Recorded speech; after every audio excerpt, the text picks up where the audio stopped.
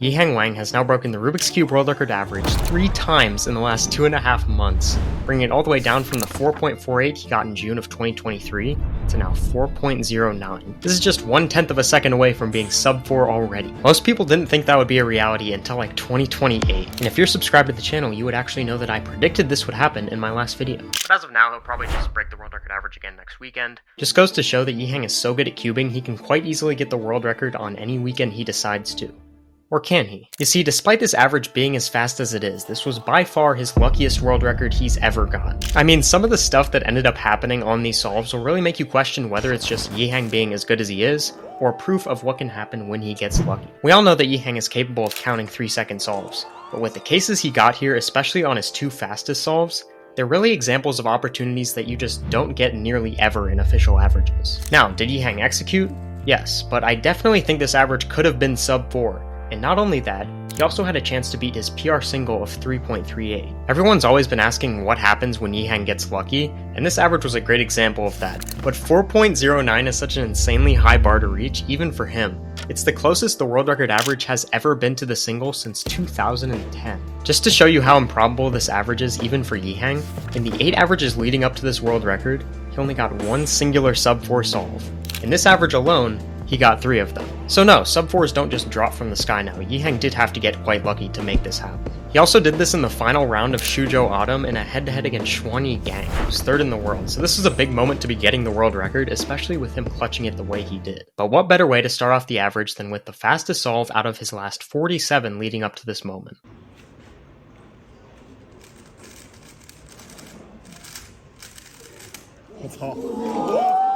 This first solve from Yiheng is a perfect example of what happens when Yiheng gets lucky, particularly in the beginning of the solve. So he does this solve on white cross, and obviously we do have this free pair right here with the orange-blue, but also whenever we start off the cross with our first move, which is going to be a D move, this pair actually forms as well, which means that finishing the cross is very simple here, obviously just inserting both of these pieces, and then this also brings this pair to the top. So now we have 2 free pairs in the top layer to start off our F2L. And you might look at this situation and think that the solve from here on out is very, very simple. Just insert this one, you know, some combination of the 2. But there's really only one solution that works in this situation, and it is the one that Yiheng chose. So what he does here is, instead of just simply finishing the cross by doing a D prime and then an R to insert the green edge, what he does from this situation right here is he does the D prime, and then he knows that if he just inserts this pair regularly, this pair is actually, you have to rotate to insert it into the front left. So what Yiheng does instead is he actually inserts this pair with a sledgehammer, meaning that now this pair is oriented, which means that basically he can just solve it without rotating. And before that, he fixes the cross, and then he inserts the pair into the back left. And now that we solved both pairs into the left, it's actually really, really nice for look ahead, of course, just seeing what you have over here while you're inserting this last pair. And very luckily for Yiheng as well, on this solve, he actually has a really, really nice multi-slot here, which means basically this all again comes down to decision making, and Yiheng once again makes the correct decision in which way to solve these last 2 pairs. So I would say that this is mostly just luck. Whenever you solve these 2, and of course you do that by just using a sledgehammer, it actually ends up pairing up the orange-green as well. And the other great thing about solving the green-red with a sledgehammer here is it actually makes this pair rotationless because it flips the edge, meaning that now this could just be solved with R and U moves, and luckily you basically have the easiest case for last 2 pairs that you can possibly get. So Yiheng did get a little bit lucky there, but it's also just knowing the cube and knowing when you have to rotate and when you don't. And then he of course just finishes with an R perm here, which he executes with this elk. Now Xuanyi actually ended up getting a 4.4 on the first solve as well. Just goes to show how good the scramble actually is, and starting the average off with a 3 is great. But this second solve, when I first watched it, I was honestly in disbelief of how far cubing has come, just because you'll see that the solve looks absolutely disgusting, but it really made me wonder how this was still as fast as it was, and it turns out the solution was the main reason for that.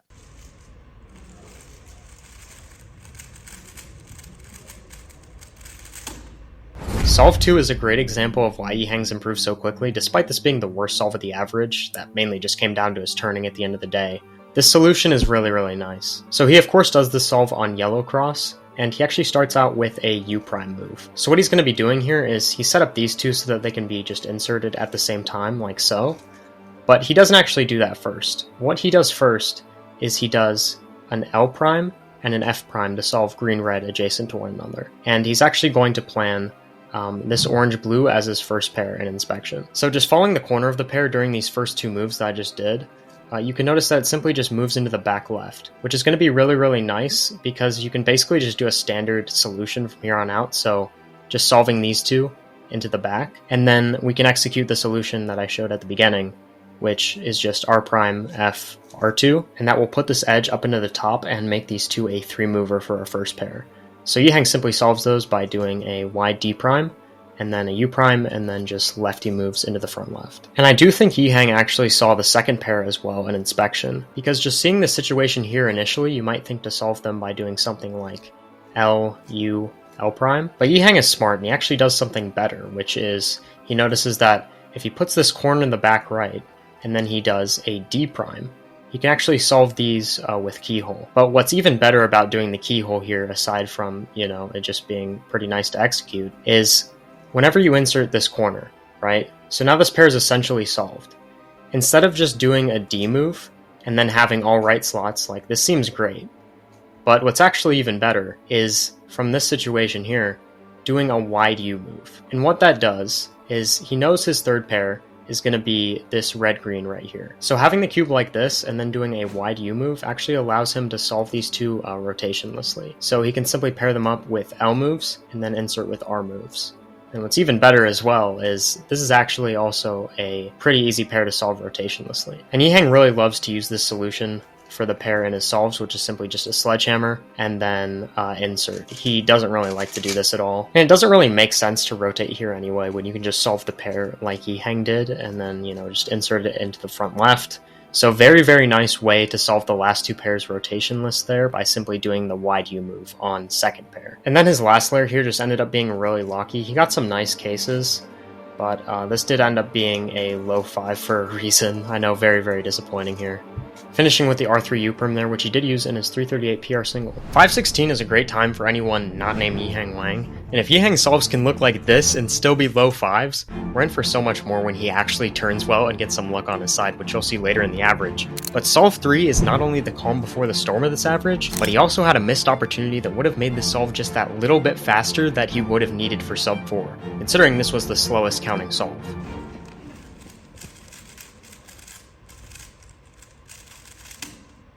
Solve 3 was an example where I think Yiheng actually could have done something better, if I do say so myself as a 9-second solver. But he again does this solve on yellow cross, and there's a pretty simple way to solve these two edges, which need to be solved adjacent to one another, and this edge is already solved right here. So we'll deal with everything that's up front just here in a minute, but how he solves these back two is simply by going D, L prime, D prime, L. But now Yiheng has a huge decision to make here, because how he solves this final cross edge will dictate what his first two pairs look like. And what he goes with here to do that is actually probably the smartest decision he could make. So if you simply insert the cross edge with an F prime, it gives you this situation, which isn't very good. You can notice that we have this free pair here, but if we do a U prime to move it out of the way, and then do this, that still isn't great because you're going to have to rotate to solve it inevitably. And Yiheng does accept here that he's going to have to rotate for his first pair, but why not get two pairs out of this solution instead of just one? So what he actually ends up doing to solve this final cross edge is a wide L prime move, which solves both of these pairs.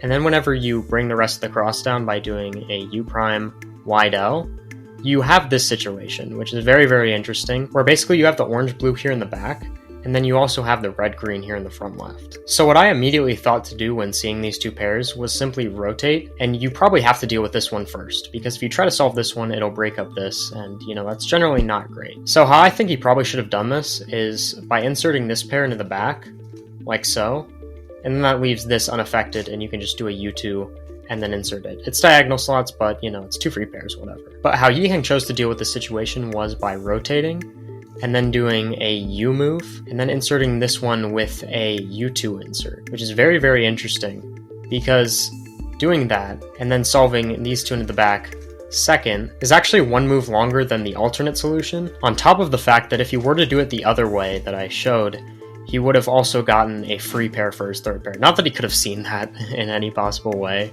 but it is just pretty cool to imagine how Yiheng could improve in a situation like this. So anyway, he ends up solving these two like this, And then he gets to this situation here where you have this pair, and this isn't great. So obviously we're going to go into red-blue next, and how he does that is simply by separating them, and then solving this 3-mover into the front left. You can simply look ahead into these two being your last pair, which is a similarity between the solution that I showed and the solution he did. Is that's the exact same last pair situation you get. And then another thing he could have done that's pretty silly is this last layer case right here, which is basically just a sledgehammer, and then you insert this pair with kind of like a fat commutator right here, and that skips last layer. Not that that would have even been faster than Yiheng just spamming TPS right here and then getting into the J-perm. But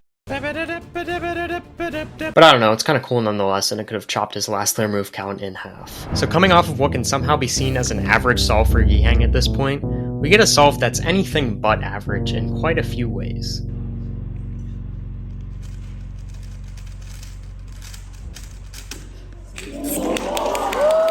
The 371 is easily Yiheng's luckiest solve of his entire career. It's pretty insane what ends up happening here, but he starts off with a white cross, and he's going to do an X cross actually out of this, with this blue-red edge, and its corresponding corner, which is down here. So he holds white on the front, and then he does an F prime, and a U prime D prime. And basically what that does is that sets up both of these two pieces, and of course this one down here, so that they can all go in a U2 away from being solved, and that also solves this edge into the back. So he basically just does everything at once to solve this X cross. But actually from this spot right here, before solving these two, you have a decision to make of whether you're gonna do this and this, or whether you're gonna do this and then the F prime move. And both actually heavily impact the follow-up you're gonna get for F2L respectively.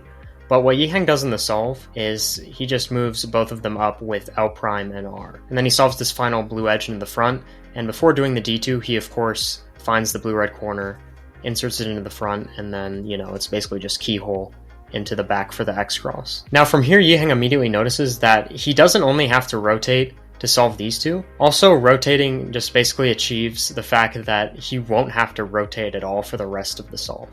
That's because from this angle, you can notice that none of your edges are oriented, which basically means this side sticker doesn't actually match the side, which means that it would be a pair where you can just solve it rotationlessly. But instead, it matches the back. So he has to rotate to solve these two, and he ends up solving them into the back. And then actually, when he does that, it also sets up these two to be a 3-mover. And then, whenever you cancel into inserting it, so you're from here, and now you can just cancel into inserting this pair. This pair's look ahead is also really, really nice. But what's even better is the fact that whenever you do the standard solution for these two, you get this.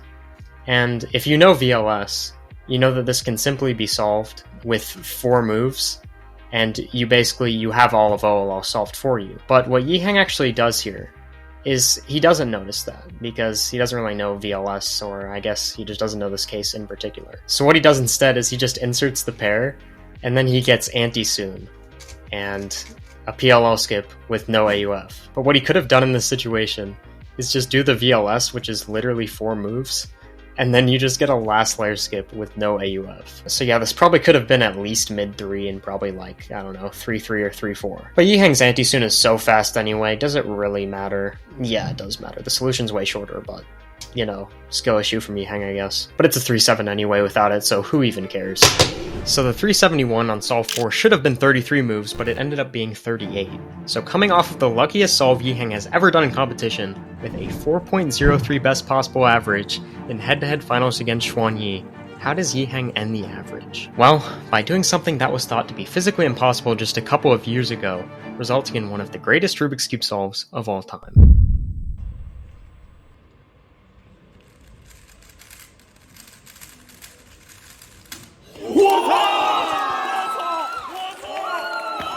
How does a man, or rather child, clutch a sub-4 and the world record average on the final solve with a 60-move solution? Well, this is exactly how, ladies and gentlemen. He starts the solve on white cross, and he's going to actually plan the green-red as a free pair into the back. But he's not even going to finish the entirety of the cross before solving it. So what that looks like is an R prime to pair both of these up. So now you have this pair. And how he goes about solving his second and third cross edges is simply by putting this red adjacent to the blue, and then he does an R2 prime, F prime.